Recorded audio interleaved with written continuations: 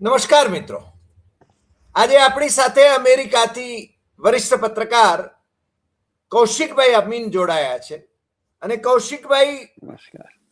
આપનું સીધું ને સટમાં સ્વાગત છે. અને સાથે સાથે આજે વિતેલા સપ્તાહનો થોડોક રાઉન્ડઅપ આપ આપો એવો અમે આગ્રહ કરીશું. કારણ એક બાજુ સ્વિટ્ઝરલેન્ડમાં અમેરિકા અને ઈરાન એની મંત્રણાઓ ચાલી રહી છે. મધ્યસ્થી પાકિસ્તાન અને કતાર કરી રહ્યું છે. અને મને લાગે છે કે એ સકારાત્મક દિશામાં વાત આગળ વધી રહી છે.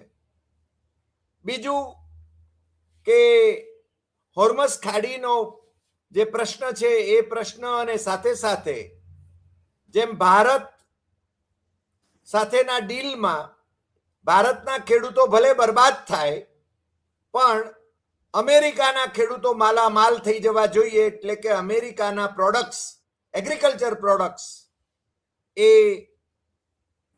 ટ્રમ્પભાઈ ભારતમાં ઘુસાડવા માંગે છે. એવું જ કંઈક ઈરાન પણ એમના તમારા અમેરિકાના એગ્રીકલ્ચરલ પ્રોડક્ટ્સ ખરીદે એવો કદાચ આગ્રહ સેવાઈ રહ્યો છે. એના વિશે પણ આપ જરા વિશ્લેષણ કરો એવો આપને અનુરોધ છે. અને સાથે સાથે ત્યાંની કોંગ્રેસે શું નિર્ણય કર્યો છે? ટ્રમ્પભાઈ બેફામ બની ગયા છે. અને મને લાગે છે કે નિરંકુશ રાષ્ટ્રપતિ, અમેરિકાનો રાષ્ટ્રપતિ એ છાકટો થાય ત્યારે આખી દુનિયાને તકલીફ થતી હોય છે. ને એ ઈરાન પર જે આક્રમણ કર્યું એનાથી તકલીફ થઈ રહી છે. અને એમણે ઇઝરાયલના રવાડે ચડીને આ આક્રમણ કર્યું એવા સંકેતો આપ્યા. પણ ઇઝરાયલ તો હજુ ગાંઠતું નથી. ઇઝરાયલ હજુ લેબેનન પર મારો ચલાવે છે, અથવા તો લેબેનનને પોતાની સાથે એનો ઘણો બધો પ્રદેશ છે ને પોતે કબચાવવા માંગે છે. ગાઝામાં હજુ લોકોને મારવામાં આવી રહ્યા છે, બાળકોને મારવામાં આવી રહ્યા છે. 80,000ની હત્યા કર્યા પછી નેતન્યાહુને હજુ એ લોહી પીવાનો શોખ એનો પૂરો થતો નથી.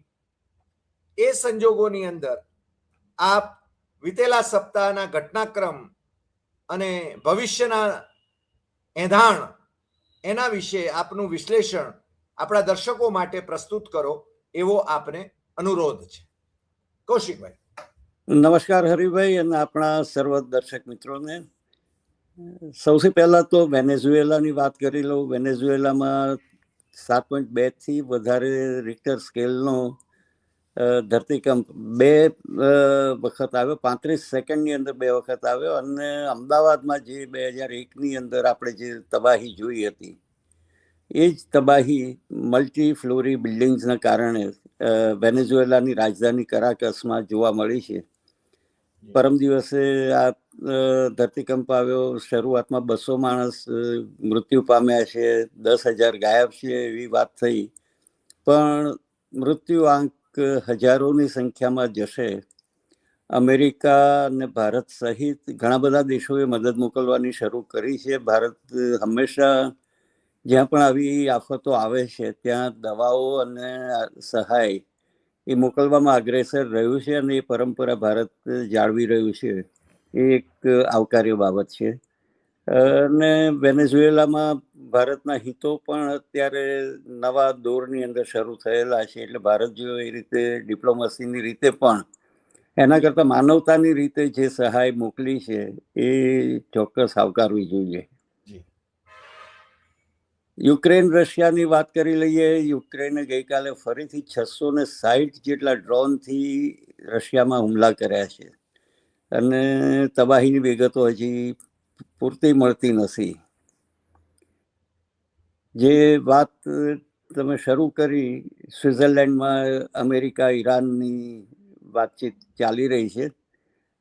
મુખ્ય પ્રેક્ષકોની ઉપસ્થિતિ પાકિસ્તાન અને કતાર, ઇજિપ્તની પણ છે. ત્યાં જે $24 બિલિયન ફ્રીઝ કરેલી રકમ ઈરાનની આપવાની હતી, એમાં તાત્કાલિક $12 બિલિયન અમેરિકાએ આપી દેવાના હતા. હવે અમારા ઉપરાષ્ટ્ર પ્રમુખ અમારે થોડી ગુલાંટો મારવાની ટ્રમ્પ સાહેબની આદત કદાચ એમને પણ આવી છે, અને ટુકડે ટુકડે જે પ્રપોઝલ્સની અંદર એક ડબકા મૂકતા જાય છે. હવે નવી પરિસ્થિતિમાં એ $12 બિલિયન અમે તમને સીધા નહીં આપીએ, એના બદલે તમારે ઈરાને એ એગ્રીકલ્ચર પ્રોડ્યુસ જે અહીંયાની થાય છે, સોયાબીન, મકાઈ અને સોયાબીનના તેલ કે બીજી એગ્રીકલ્ચર પ્રોડક્ટ, પશુ માટેના અનાજના બાબતો, તો એ વસ્તુઓ અમારી પાસેથી લેવી પડશે. એ શરત અત્યારે રાખી છે, અને ઈરાને એની સામે સખત નારાજગી જતાવીને કહ્યું છે કે આ અમારા પૈસા છે, ફ્રીઝ કરેલી રકમ એ અમારે કેવી રીતે વાપરવી એ અમે નક્કી કરીશું. એટલે થોડી મડાગાંઠ પડી છે, પણ એ મડાગાંઠની વચ્ચે પણ વાતચીતનો દોર આગળ ચાલી રહ્યો છે, એ એક સારી વાત છે. હોર્મુઝની ખાડી ખુલે છે, બંધ થાય છે, પાછી થોડા જહાજોને જવા દે છે. ભાગ બટાઈ ટ્રમ્પ સાહેબને બે હાથમાં લાડુ રાખવા છે. બંને હાથમાં લાડવો હોય એટલે મારે જે ખાવું હોય એ ખાવું, પણ ઈરાન અને ઓમાન એ બેની સંયુક્ત રીતે આ હોર્મુઝની ખાડી છે, અને વચ્ચેથી થોડો માર્ગ આંતરરાષ્ટ્રીય જળનો છે. ઈરાનનો દાવો એવો છે કે 60 દિવસ પૂરતું અમે જવા દઈએ જહાજોને, આવજાવ કરવા દઈએ, પણ ઓગસ્ટ પછી અમે એની પર $1 પ્રતિ બેરલ જેટલો ચાર્જ વસૂલ કરીશું, અને ઓમાનને પણ એનો જે કંઈ ભાગ આપવાનો હશે એ આપીશું. અમેરિકાનો આગ્રહ છે કે એ ભાગની અંદર અમારો પણ ઇજારો હોવો જોઈએ. એટલે બે બિલાડીની લડાઈમાં અમારો ઓરાંગુટાંગ એ રોટલાનો મોટો કટ લેવા માંગે છે. એ ચોક્કસ ઈરાનને પસંદ નથી પડવાનું. ખેડૂતોની વાત કરી છે ત્યારે ભારતના ગુજરાતની અંદર જે આંદોલન ચાલી રહ્યું છે એની વાત પણ મારે કરવી જોઈએ. જે રીતે અદાણી અને બીજી કેટલીક કંપનીઓ એ આડોડાઈ કરી રહી છે, આ કોઈ અદાણીના પિતામહની જાગીર નથી, ભારતનો દેશ, ભારતના ખેડૂતો. અને ભારત સરકારે પણ આંખ મીચામણા કર્યા વગર જે જે જે વળતર આપવું જોઈએ એ વળતર, કારણ કે અંતે તો વીજળી એ રાષ્ટ્રીય હિતની બાબત છે. કયા ભાવે અપાય છે, કેવી રીતે અપાય છે, એ પ્રશ્નો એના આ પ્રારંભિક કાળમાં આવવાના છે અને હંમેશાના માટે આવવાના છે. પણ જે રીતે વળતરનો અગાઉ જે આપણે પરંપરા એક જાળવી છે, દાખલા તરીકે મથુરા સાયલાથી મથુરાની પાઇપલાઇન ઓઇલ નાખી, એ અંડરગ્રાઉન્ડ છે અને એની પર લીઝના કોન્ટ્રાક્ટ કરેલા છે. દર 3 મહિને એનું ભાડું ચૂકવાઈ જાય છે, કારણ કે જ્યારે પણ કંઈ તોડફોડ થાય, પાઇપમાં કંઈ નુકસાન થાય તો એ રિપેર કરવા ખેડૂતોના ખેતરોમાં પ્રવેશવું પડે, તો એના માટે એ રકમ આપી છે. અને ખેડૂતની જમીનમાંથી જે તે વખતે પાક કે કંઈ નુકસાન કરીને પાઇપલાઇનો નાખી તો એનું વળતર આપ્યું છે. અથવા તો નર્મદા ડેમ જેવા અથવા બીજા ડેમની અંદર જમીનો જ્યારે જાય છે ડૂબમાં, અને વળતરના જે ધોરણો નક્કી કર્યા છે, નર્મદાનું તો ધોરણ વિશ્વની અંદર શ્રેષ્ઠ કહી શકાય એવું છે. ચીન બ્રહ્મપુત્રા પર જે ડેમ બાંધી રહ્યો છે એમાં પણ આટલું બધું વળતર એને આપ્યું નથી. પણ ચીનમાં સરમુખત્યારશાહી છે, જ્યારે ભારતની અંદર લોકશાહી પ્રથા છે, પરંપરા છે, અને ગુજરાત અને ભારત સરકાર બંને નર્મદાની અંદર જે વળતર આપ્યા, ભલે મેઘા પાટકર જેવા આંદોલનકારીઓએ ઘણા બધા આંદોલન કર્યા હિતોમાં, કરપ્શન ભ્રષ્ટાચારના પણ પ્રમાણો બહુ મોટા પ્રમાણમાં એ જમીનના વળતરની અંદર હતા. ઝાડો કાપવાથી લઈને કેટલાક મુખ્યમંત્રીની સામે એમાં આક્ષેપો પણ થયા. પણ એ બધા આક્ષેપો પછી પણ નર્મદાનું કામ હજી ચાલી રહ્યું છે. પણ વળતરની અંદર થોડા ઠાગાઠૈયા કર્યા પછી પણ એ અંતે વાત થાળે પડી છે, અને નર્મદાનું કામ સારી ગતિએ આગળ વધી રહ્યું છે. નહેરોના કામ કે નહેરોના જમીનના વળતર એ બધાના પ્રશ્નો આવે છે. કેટલાક કોન્ટ્રાક્ટરોના કારણે ખાસ કરીને ઉત્તર ગુજરાતના વિસ્તારોની અંદર નહેરો તૂટી જાય છે અને એના માટે વળતર આપવા પડે છે, તો એના માટેની પણ તૈયારીઓ કરવી પડે છે. પણ એ ઉંદરડા કોરી નાખે છે, હા, એટલે એવું કે છે. મોટા બે પગાળા ઉંદર હશે કદાચ. કોળથી મોટા ઉંદર છે. એટલે જમીનના વળતર ખેડૂતોની જે એક વખત એવો હતો, રાજ્યો જ્યારે ભારત 1947 પહેલા જે રાજ્યોની પરિસ્થિતિ હતી ત્યારે બ્રિટિશ હુકુમત અને રાજવીઓ એ જમીનના માલિકો હતા. પણ બારાખલીના કાયદા પસાર કર્યા પછી ઢેબરની સરકારે અને પછી સરદાર પટેલે એને વધારે એન્ડોર્સ કરી અને ખેડે એની જમીન ગણોત ધારાની અંદર પણ ફેરફારો કરી અને ઘણા બધા ફેરફારો પછીથી આવ્યા અને ખેડૂતોને જમીનના માલિકો બનાવ્યા, કણબીઓને પટ્ટેદાર, પટ્ટેદારમાંથી પાટીદાર, પટેલ બનાવ્યા. એ આખો ઇતિહાસ અલગ છે. એટલે જમીનની માલિકી ભલે 4 ફૂટ સુધી જમીનની માલિકી ખેડૂતની ગણાતી હોય, એની નીચે જે દાખલા કે ઓએનજીસીના તેલના કુવાઓ નીકળે છે, તો એની અંદર પણ વળતર ઓએનજીસી રાઈટ હવે આપે છે અને એના ધારાધોરણ નક્કી કરાયેલા છે.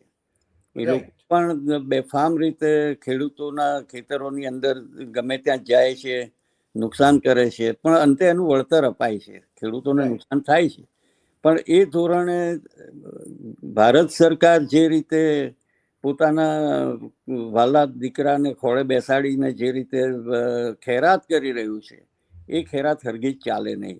જેતપુરની અંદર, મોરબીના જેતપુરની અંદર મોટું આંદોલન ધારાસભ્યના ભાઈએ શરૂ કર્યું છે. દ્વારકાની અંદર ખેડૂતો, દેવભૂમિ દ્વારકામાં ખેડૂતો અકળાયા. એક ગામની અંદર જેસીબીથી વીજળીના થાંભલા ઉખેડી નાખ્યા છે ચાલુ તારની લાઈનો સાથે. એની અંદર થોડા ફેરફારો કરવા જોઈએ. ખર્ચાળ પ્રવૃત્તિઓ છે. અમેરિકાની અંદર પણ અમારે ત્યાં જે એંગલવાળા થાંભલા છે, વાવાઝોડાની સામે એ કદાચ થોડા વધુ મજબૂત હોય છે, હાઈટ એની નીચી રખાય છે અને વાવાઝોડા વખતે જે નુકસાન થાય છે એ બધાની સામે નવી જે થિયરી ટીનના ગોળ આકારના થાંભલાઓની જે સ્થિતિ છે, એ નીચેની જમીન ઓછી રોકે છે, પણ નીચેની જમીનો ઉપરના વાયરોની સાથે ખાલી રાખવી પડે છે. ખેડૂતો એમાં કાયમી પાક લઈ શકે એવી કોઈ ગેરંટી નથી હોતી, કારણ કે મેન્ટેનન્સ માટે એમાં જવાના આવરા જવાના રસ્તાઓ કરવા પડે. આપણે ત્યાં જે રીતે પરિસ્થિતિ છે, થાંભલાઓની સાઈઝ પ્રમાણમાં નાની છે અને જગ્યા ધારા કરતાં થોડી વધારે રોકે છે. ખર્ચા બચાવવા માટેના આ રસ્તા છે, પણ વળતરની અંદર જે રીતે બદમાશી કરે છે આ વીજળી કંપનીઓ અને ભારત સરકાર એને છાવરે છે, ઉપરથી આદેશ અપાય છે અને ગુજરાત સરકાર મુખ પ્રેક્ષક બનીને જોઈ રહી છે. કરોડરજ્જુ વગરના ધારાસભ્યો એક હરફ ઉચ્ચારી શકતા નથી ખેડૂતો માટે. તો આ બાબત પણ કરવી જોઈએ. બીજી જે અગત્યની બાબત છે, નિકોલા ટેસ્લાની થિયરીઓ પર કામ કરવાની જરૂર છે. એ વખતે જેપી મોર્ગને નિકોલા ટેસ્લાને એ 1857થી 1900ની શરૂઆતમાં એના સંશોધનો થયા. સર્બિયાનો મૂળ હતો અને સર્બિયાથી અમેરિકા આવીને થોમસ એડિસન સાથે જોડાયો હતો. એટલે એસી અને ડીસી, ટેસ્લાની થિયરી એસી કરંટ ઉપર હતી, જ્યારે થોમસ આલ્વા એડિસનની થિયરી ડીસી કરંટ ઉપર હતી. તો આ જે બાબતો છે, આપણે ત્યાં ડીસી કરંટ છે, કારણ કે 220 કેવીની લાઈન છે, એટલે વીજ પરિવહનનો ખર્ચો ઓછો આવે, એની ટ્રાન્સમિશનની લોસ છે અને મેન્ટેનન્સ છે, એ બાબતોને લઈને ડીસી કરંટનો એક ઉપયોગ થયો. અને ટેસ્લાની થિયરી હતી કે હું આખી દુનિયાને મફતમાં વીજળી આપી શકું, ટ્રાન્સમિશનની જરૂર જ નથી. જે રીતે અત્યારના ઇન્ટરનેટ, વાઈફાઈ ચાલે છે, સેટેલાઇટ કંઈ ચાલે છે, લગભગ એ જ થિયરી. એના ટાવરો પણ એને ઊભા કર્યા હતા, પણ એ અત્યારે મ્યુઝિયમની રીતે તો ન્યુયોર્કની અંદર એનું અસ્તિત્વ છે. પણ થોમસ એડિસનની સાથે રહીને એને જે કર્યું, થોમસ એડિસને એને પછી તો બરબાદ કર્યો, બેન્ક્રપ્સી ફાઇલ કરવી પડી ટેસ્લાને, અને જેપી મોર્ગને એનું ફાઇનાન્સ પાછું ખેંચી લીધું કે એ તું બધું મફત આપે તો મારે પૈસા ક્યાંથી મેળવવા. એટલે જે કોર્પોરેટ સેક્ટરની મથરાવટી છે, પૈસાને ખેંચવાની, એની અંદર ટેસ્લા બરબાદ થયો. નહીં, અત્યારે કૌશિકભાઈ, અત્યારે જે પરિસ્થિતિ છે એ, ધારો કે રાજસ્થાનમાં જમીનના જે ભાવ હોય એનાથી 4 ગણો ભાવ, 4 ગણું એનું વળતર આપવામાં આવે છે. પણ ગુજરાતમાં એવું નથી આવતું, કારણ કે ગુજરાતી પ્રજા છે ને એ નમાલી પ્રજા ગણાય છે. અને બીજું ઉપરના આદેશ છે, ઉપરના કે આદેશ મોટા છે. સાહેબ ના, એ તો ત્યાં પણ ઉપરના જ આદેશો છે, કારણ કે આજ લોકો છે બધા, બધું છે ને બે ઉદ્યોગ ગૃહોને જ આપવામાં આવી રહ્યું છે, અદાણી અને અંબાણીને, તમે તો જાણો છો. અને અહીંયા ગુજરાતની અંદર છે ને એમ કે સંગઠિત બનીને કોઈ લડી ન શકે એટલા માટે સરકાર એને તોડી પાડવા માટે પોલીસનો પણ ઉપયોગ કરે છે.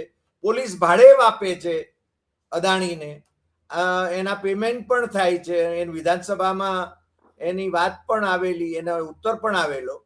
એટલે ગુજરાતી પ્રજા છે ને મને લાગે છે માયકાંગલી પ્રજા ગણાય છે. અને અહીંયા તો ચાલે એમ કે નરેન્દ્ર મોદી અને અમિત શાહનું ગુજરાત છે અને અદાણી અંબાણી ગુજરાતી છે, એટલે અહીંયા તો ખેડૂતો બરબાદ થાય તોય વાંધો નહીં એમ.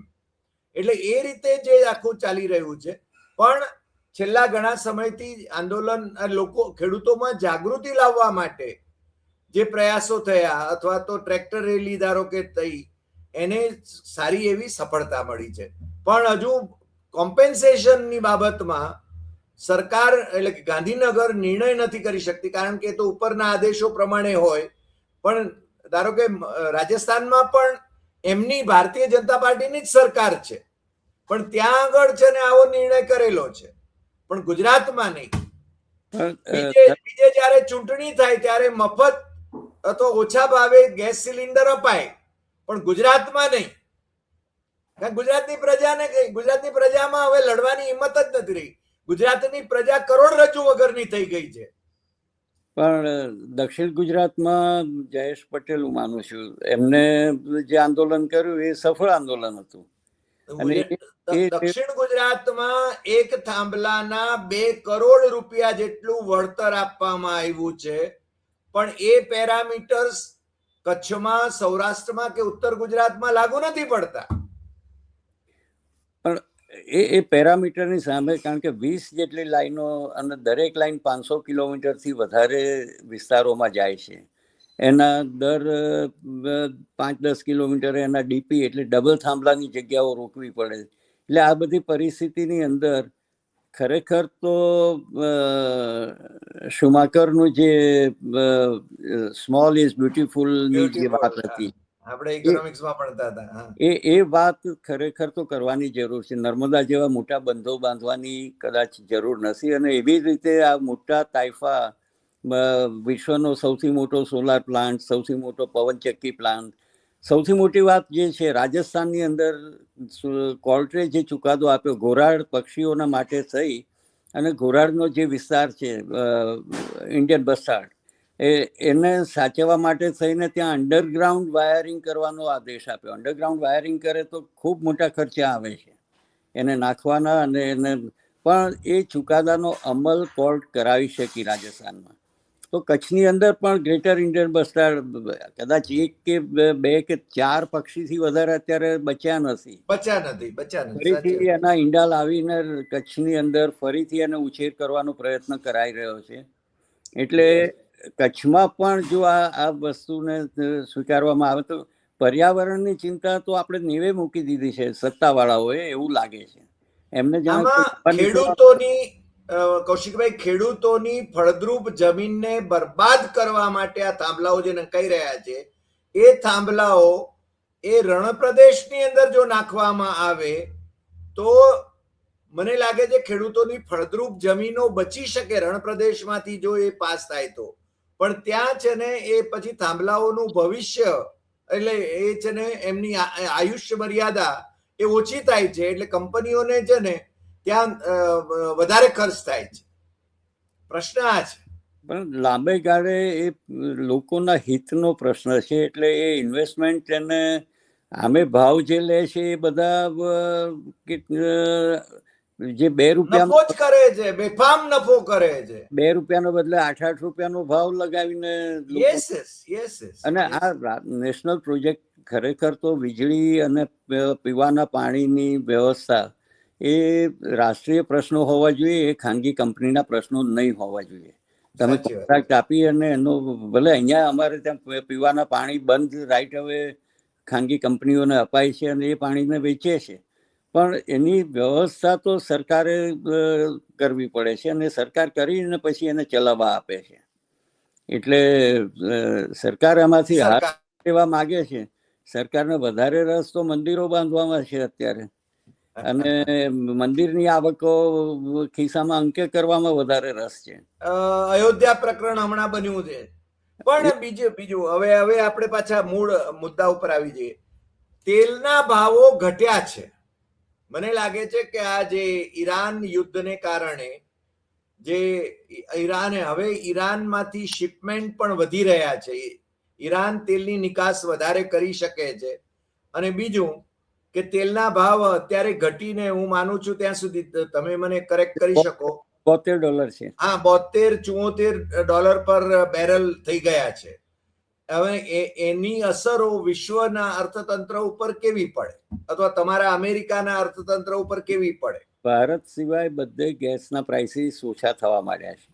અમારે ત્યાં 28 ફેબ્રુઆરી પહેલા એ ભાવ $2.70 ની આજુબાજુ હતો, ગેલનનો ભાવ પેટ્રોલનો.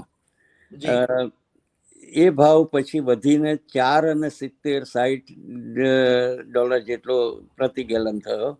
અત્યારે એ $3.30-40 જેટલો ભાવ થયો છે. એટલે કે ડોલર તમારે ત્યાં ઘટાડાનો લાભ મળે છે? ઘટાડાનો લાભ મળે છે. અહીંયા ઘટાડાનો લાભ નથી મળતો, 2014 થી નથી મળતો. હરિભાઈ, હમણાંના જે IMF અને વર્લ્ડ બેંકના મૂડીઝના જે રિપોર્ટ્સ છે એ જો જુઓ તો ભારત બીજા 10 વર્ષ સુધી દેવાના અને વ્યાજના ચક્કરમાંથી બહાર આવી શકે એમ નથી. અને આ તેલના ઘટાડાનો જે ભાવ ઘટાડો થયો છે એનો ભાવ એ પ્રજા પર પાસ ઓન કરી શકે એમ નથી. જો એ પ્રજાને પાસ ઓન કરે તો ભારત આર્થિક તબાહીની અંદર ધકેલાઈ જાય એમ છે. અને IMF અને વર્લ્ડ બેંક બંને ચેતવણી આપી છે કે આ ભાવ ઘટાડો તમે કરશો તો તમે બરબાદ થશો.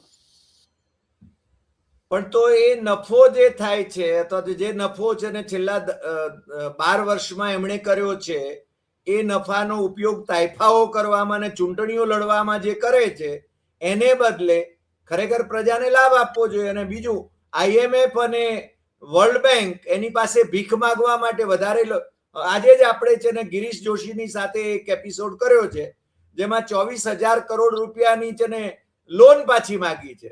આફ્રિકાના દેશો વર્લ્ડ બેંકની લોન કે IMF ની લોન છે ને એ ભરપાઈ કરી નાખે છે, અને ભારત છે કે ચપણીયું લઈને છે ને લોન ભીખવા માટે જાય છે.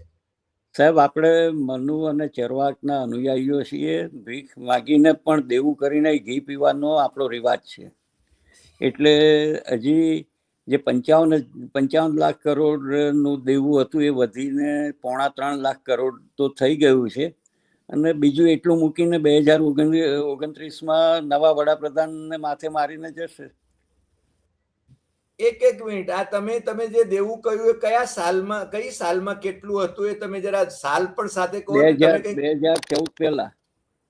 2014 પહેલા, એટલે કે માનનીય નરેન્દ્ર મોદીજી વડાપ્રધાન બન્યા ત્યારે કેટલું દેવું હતું અને આજે કેટલું દેવું છે? 55 નો આંકડો હતો, એ વધીને 3.25 પહોંચ્યો છે. એટલે 3.25 લાખ કરોડ. 3.25 લાખ કરોડ રૂપિયા. વાહ! એટલે દેવું કરીને પણ ઘી પીવું, આ પરંપરા છે. તમે જે ચારવાકની ભૂમિકા મૂકી એ પ્રમાણે એ પરંપરા છે. અને તમે રોજગાર માટે પછી મંદિરો બાંધો, ચંપતરાયો સર્જો. ચંપતરાયને FIR માં એનું નામ જ નથી આવ્યું સાહેબ. વડાપ્રધાન ચંપતરાયનું નામ કાઢી નાખ્યું છે, FIR માં નથી, પણ ચંપતરાયે રાજીનામું આપી દીધું. આ જો દેખાડા કેવા થાય છે બચાવી લેવા માટે. શું ફરક પડવાનો છે? યસ, કારણ કે ખરેખર તો ચંપતરાય ફાઇલ્સ અમેરિકાની જેમ એપ્સ્ટેનની જેમ કરવી પડે એવી છે. ઘણા બધા Yes. ગંદા આક્ષેપો થઈ રહ્યા છે રામ મંદિરના નામે, અને લોકોની આસ્થાને એ લોકો વટોળી રહ્યા છે. એ હરગીજ ચલાવાય એવું નથી. સાહેબ, સૌથી વધારે આઘાતજનક સમાચાર તમે એનો ઉલ્લેખ કર્યો એટલે હું ધ્યાને મૂકું, આપણા દર્શકોના ધ્યાને પણ મૂકું.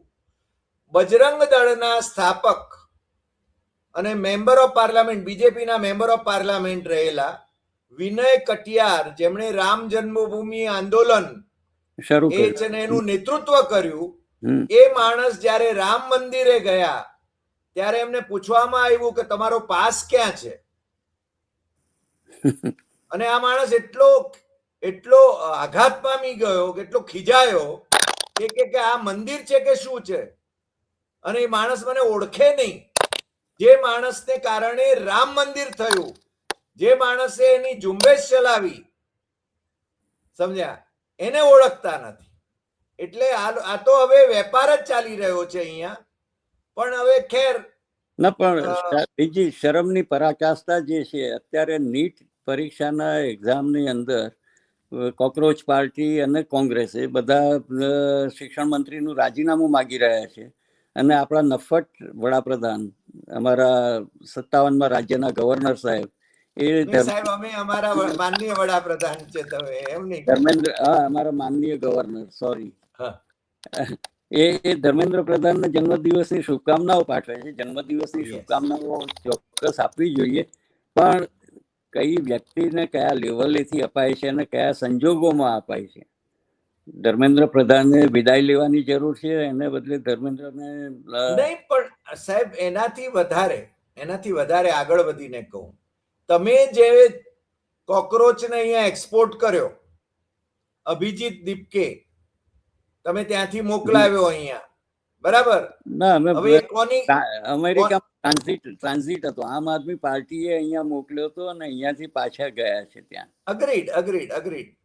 પણ આખું આંદોલન કયા મુદ્દા ઉપર છે? આપણા દર્શકોને પણ એ ખબર હોવી જોઈએ કે ચીફ જસ્ટિસ ઓફ ઇન્ડિયા સૂર્યકાંતે એમ કહેલું કે બેરોજગારો એ જે છે એ કોક્રોચીસ અને પેરેસાઇટ છે. હવે સૂર્યકાંતની સામે કોઈ આંદોલન નથી કરતું કે mister chief justice, you just can't talk about this, you can't talk like this, બરાબર? પણ પ્રધાન જે છે, પ્રાઇમ મિનિસ્ટરને નારા હવે લાગવા માંડ્યા છે મોદીની વિરુદ્ધમાં, પણ એજ્યુકેશન મિનિસ્ટર રાજીનામું આપે એમ કે છે. હકીકતમાં તો સરકારની જવાબદારી છે. અને રાજનાથસિંહે કહેલું જ છે, તમને તો ખબર છે કે અમારે એનડીએની સરકારમાં તો રાજીનામા પડતા નથી, રિવાજ જ નથી. અને રાજનાથસિંહ એમના પુત્રની વ્યવસ્થા પણ કરી કમિટીની અંદર, ભાજપની અંદર. પણ ગઈકાલે અમેરિકાની અંદર એક ટ્રેનિંગ સેશનનું જે સંચાલન કરે છે, એને એવો દાવો કર્યો કે વડાપ્રધાન મોદી સહિત 4 કેબિનેટ મંત્રીઓ અને 250થી વધારે એના અધિકારીઓ અને બીજા લોકો, એ લોકોએ અમેરિકાએ તાલીમ આપી અને અહીંયાથી બધાને મોકલેલા છે. એ લોકોએ બધાએ 30 દિવસથી 90 દિવસની તાલીમ લીધી છે. એમાં રામ માધવ પણ આવી જાય છે, સુરજેવાલા પણ આવી જાય છે, આદિત્ય સિંધિયા પણ આવી જાય છે. આ ઘણા બધા નામો ગણાવી શકાય છે. એટલે કે અમેરિકા ટ્રેન્ડ ત્યાં કેડર છે. એટલે અમેરિકાની વિરુદ્ધમાં જવાનો કોઈ સવાલ નથી. 57નું રાજ્ય સવાલ જ નથી પેદા થતો. સાચી વાત છે સાહેબ. તમે આ છેલ્લી જે વાત કહી એ ડીપ સ્ટેટ ની વાત છે, અને 1993ની નરેન્દ્ર મોદીની એ ટ્રેનિંગની વાત છે. પણ ખેર, આજે આપણે ઘણી બધી ચર્ચા કરી. તમે જેમ કહ્યું એમ મને એ વાત ગમી કે ટ્રમ્પભાઈને તો 2 હાથમાં લાડુ જોઈએ છે, પણ મને લાગે છે ઈરાન પણ એમને છે ને બહુ દાદ દેતું હોય એવું લાગતું નથી. પણ એમઓયુ પ્રમાણે એ લોકો, એટલે અમેરિકા અને ઈરાન વચ્ચે સમજૂતી થાય અને ઇઝરાયલ એમાં અવરોધો ન સર્જે એવી આપણે અપેક્ષા રાખીએ. કારણ કે આપણે એટલું તો માનીએ કે આ છે ને યુદ્ધ એ ફરીને ન થાય. 60 દિવસ પછી વિશ્વમાં શાંતિ સ્થપાય એવી આપણે અપેક્ષા કરીએ. મને લાગે છે એની સાથે આપણે આજનો એપિસોડ એનું સમાપન કરીએ. આપ અમારી સાથે જોડાયા અને આખા સપ્તાહનો રાઉન્ડ અપ રસપ્રદ રીતે મન મોકળાશથી આપે જે રીતે આપ્યો એ બદલ આપનો ખૂબ ખૂબ આભાર. ફરી મળીશું નવા એપિસોડમાં નવા વિષય સાથે. ધન્યવાદ. નમસ્કાર.